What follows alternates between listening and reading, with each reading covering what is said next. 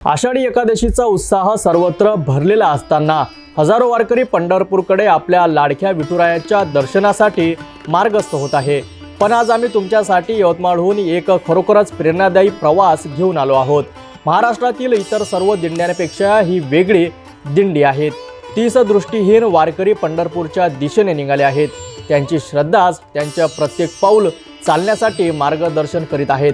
त्यांची ही अवचिल निष्ठा दृष्टीदिनाची पावले चालली पंढरीची वाट या उक्तीला खरंच रूप देत आहे।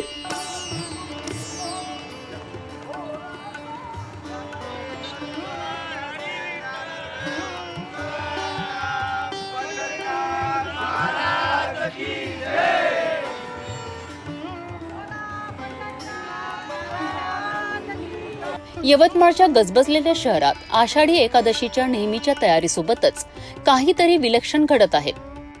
आपल्या गाढ भक्तीने प्रेरित होऊन 30 दृष्टीहीन व्यक्तींचा एक गट पंढरपूरच्या आव्हानात्मक पण अत्यंत प्रेरणादायी पायवाऱ्यासाठी निघाला आहे।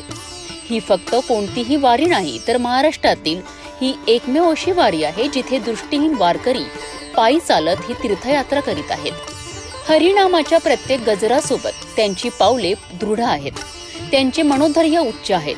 खरी भक्ती सर्व अडथळ्यांच्या पलीकडे आहे हेच ते सिद्ध करीत आहेत। दृष्टी दिनाची पावले चालती पंढरीची वाट, दृष्टीहीनांची पावले पंढरीच्या वाटेवर चालतात असे यथार्थ वर्णन असलेला त्यांचा हा प्रवास त्यांच्या अविचल श्रद्धेचा आणि विठुरायाला भेटण्याच्या त्यांच्या प्रखर इच्छेचा पुरावा आहे।